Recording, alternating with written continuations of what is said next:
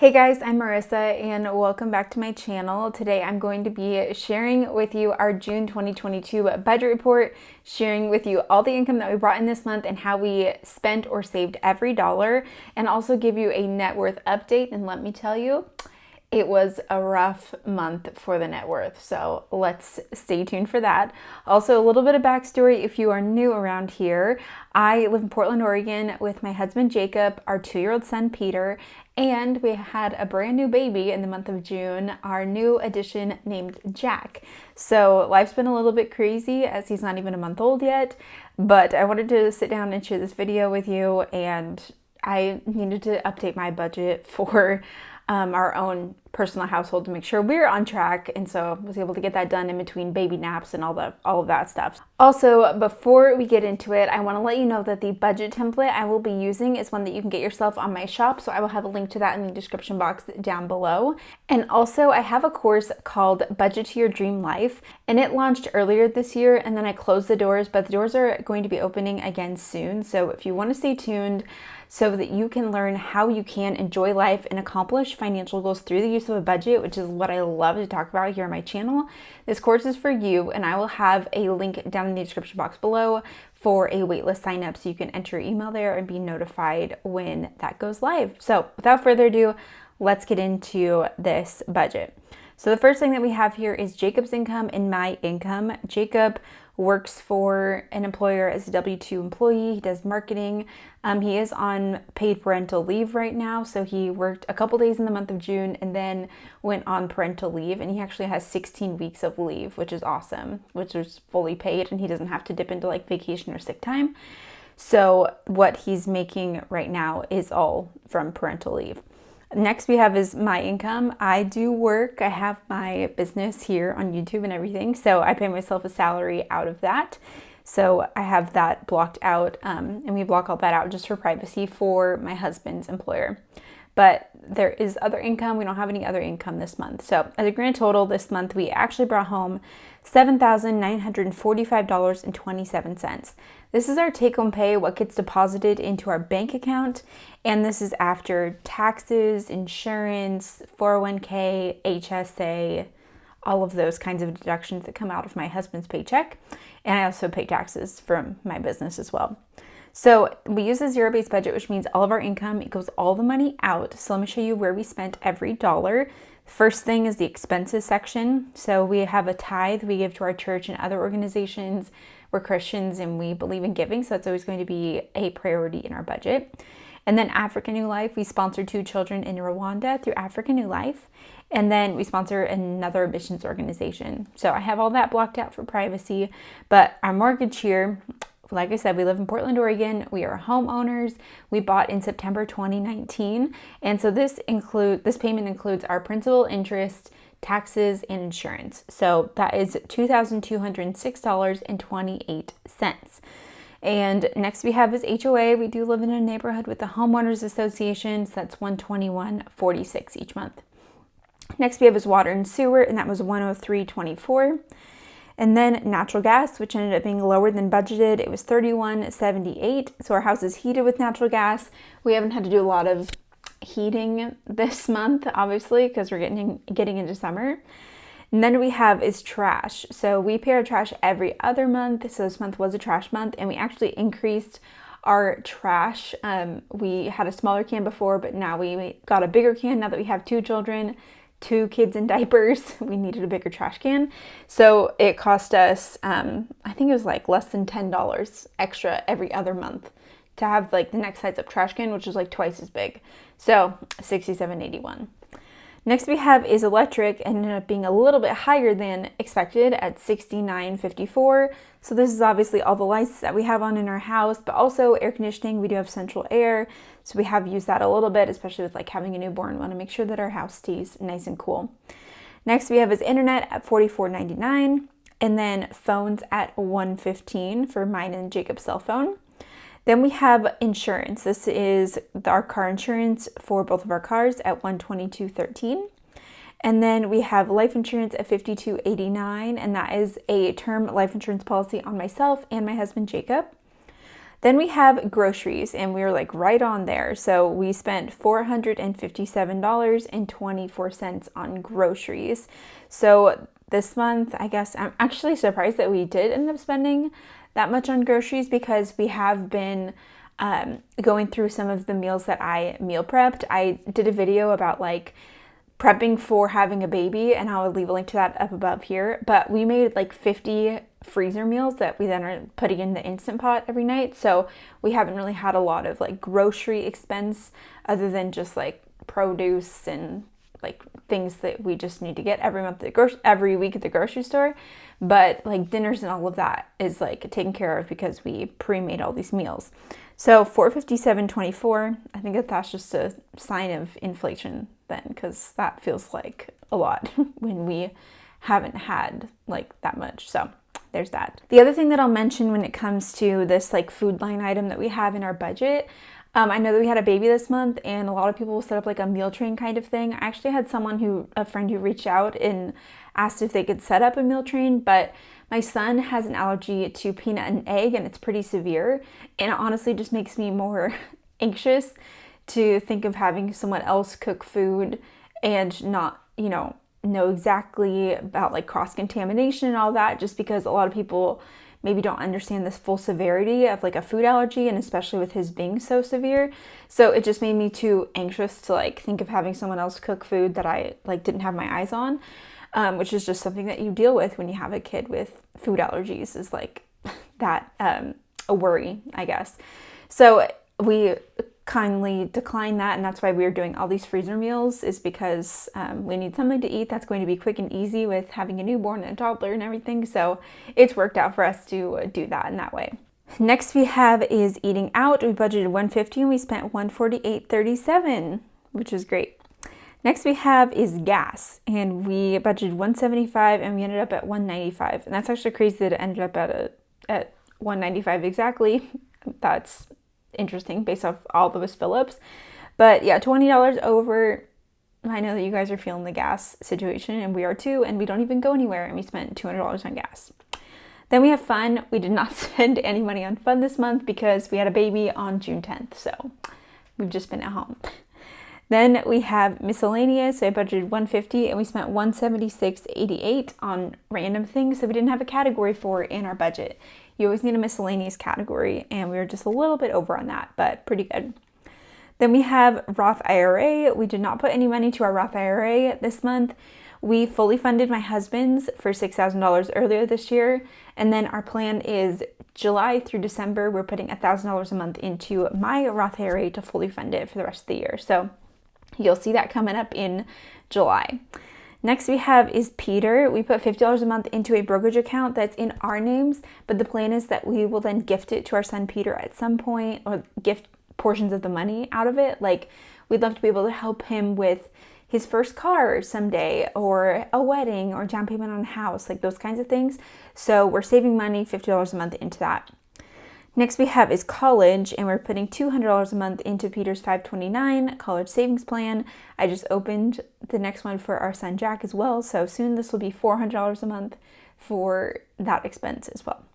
So overall we spent $5,040.61, and we are only 93 cents under budget for all of our normal expenses, which is really great. Okay, next we are moving into the savings section of the budget. I would have a debt section here if we did have debt, but we don't have any debt besides our mortgage, so we don't have any debt to work on paying off. But next we'll move into savings.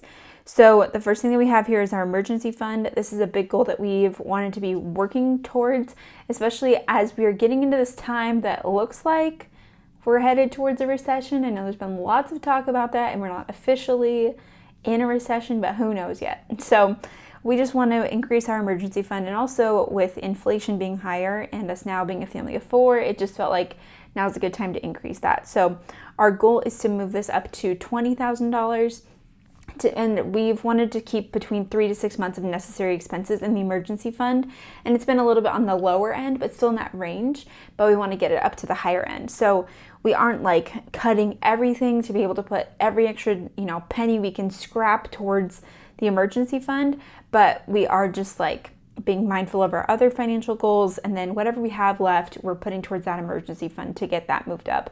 Now, if we didn't have any emergency fund at all, I'd be way more intense of saving for it, but since we're just wanting to increase it a little bit and we still have a good foundation, I'm not as worried about it, but we do want to get this up to $20,000. So this month we budgeted $606 and we actually put $366 to it. So less than what we had budgeted, but that's kind of where every extra dollar is going. So we now have $15,807. So creeping up just a little bit with this emergency fund.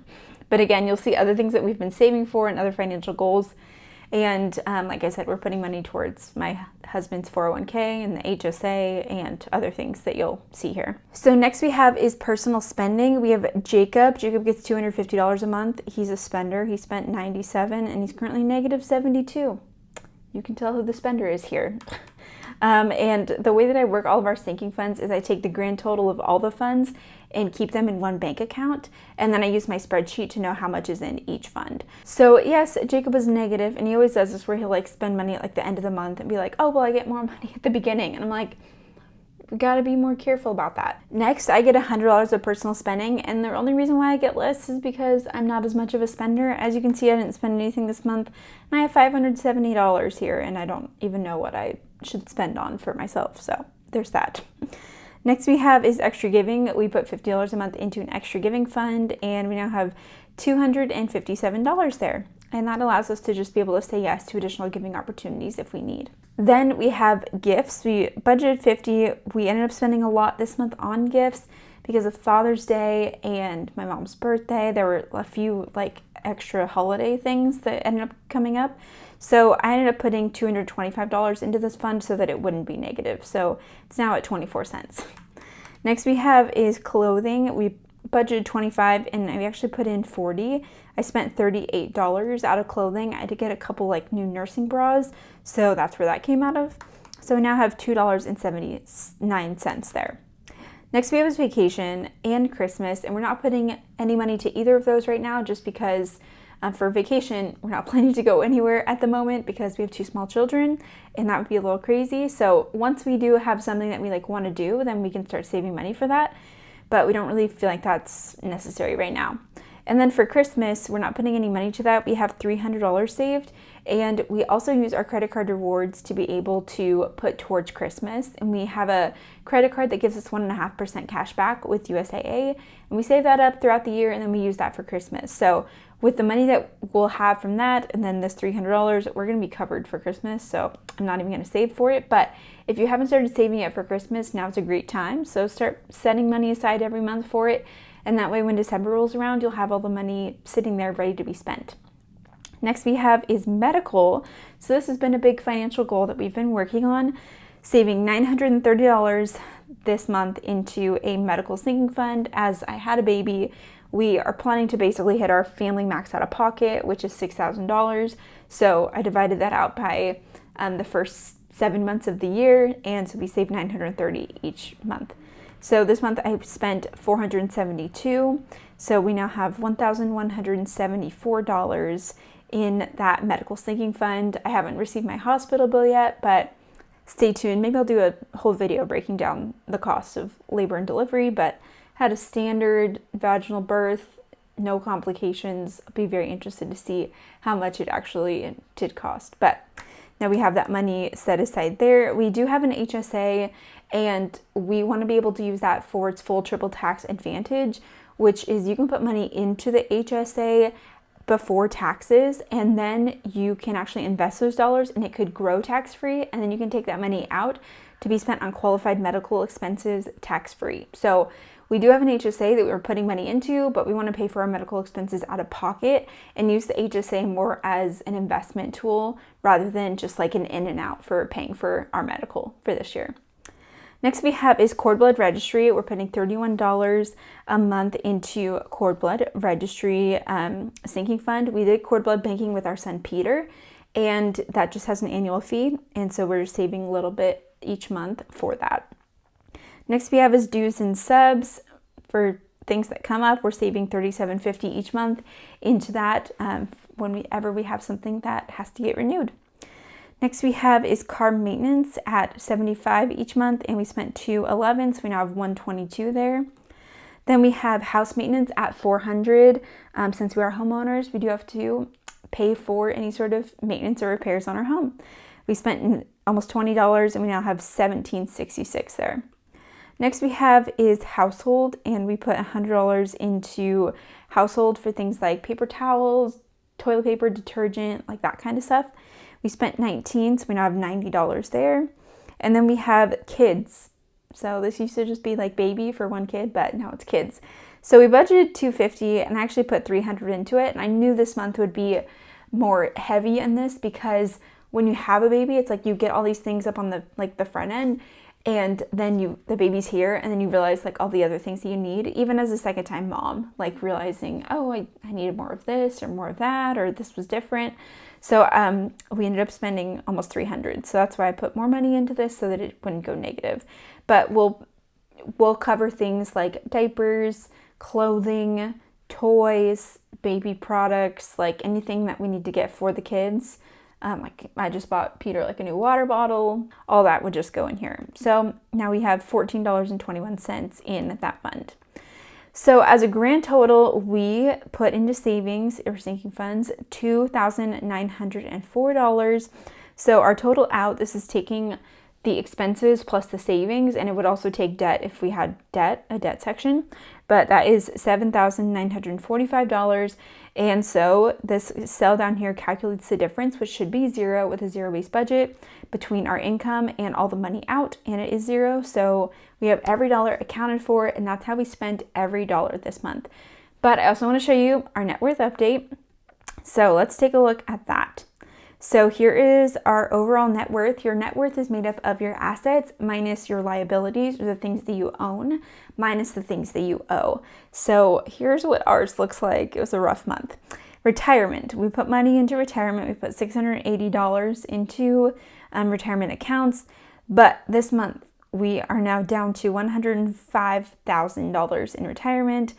We had a decrease of $5,700 and an unrealized loss because we're not selling it, right? We're not selling, of $6,400 because we put $680 into it. Now we're not selling, and I'm not like stressed out about it because I know that we're here for the long haul, but the market obviously hasn't been doing well. We're in a bear market. So it is what it is, right? I can't control that. The only thing I can control is how much I'm putting into the market and how much we're able to put towards our other financial goals. So next we have is our house value, and this is interesting too. I've tracked our house value through Zillow, which gives just a baseline of what our house would be worth. And actually we had our house appraised last year, and it was within like a couple thousand of what Zillow said it was. So I am just following what Zillow says our house value is. So last month it was $615. This month it is now at $611, and I haven't seen our house value go down since I think COVID, when COVID hit. So that is interesting too. So that's now at $4,000. I know that the market's cooling down in a lot of places with the rise of interest rates. Next we have is emergency fund at $15,807. Then we have extra cash from our sinking funds at $4,300. And our HSA value, we put $608 into it this month, and it's now at $34.85. Like I said, we've been investing that, so we actually did lose money on it because it's being invested. Next we have is Robinhood. I have a few single stocks with Robinhood, and it's not my main investing strategy at all, but just kind of interesting to have a few there. So $638 of single stocks. Next, we have our car values. We have a 2018 Highlander at $36,378, and I get this from Kelley Blue Book. And then our 2013 RAV4 at $18,020.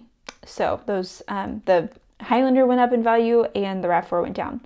So our total assets are now at $795,314, and our only liability is what we owe on our house, which is now $380,851. We just made our minimum payment, and we then had a decrease in what we owe on that principal by $664. So the grand total of our total net worth is $414,462, which you can see is a decrease of $7,400 from last month, which is crazy. And these are just market things that obviously I don't have control over. But again, in it for the long haul, so I'm not concerned, but it's just kind of fun to watch this number go up rather than watch it go down, but is what it is. Then I just have these couple other cells that just look at our house equity. So we have $230,000 of home equity, and that is 37% of the value of our home.